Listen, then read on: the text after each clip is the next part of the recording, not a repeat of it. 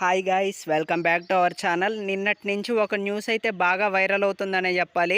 ఆ న్యూస్ ఏంటంటే పవన్ కళ్యాణ్ గారి Harihara Veeramallu cinema post phone అయిందని ఈ న్యూస్ అయితే బాగా వైరల్ అవుతుంది.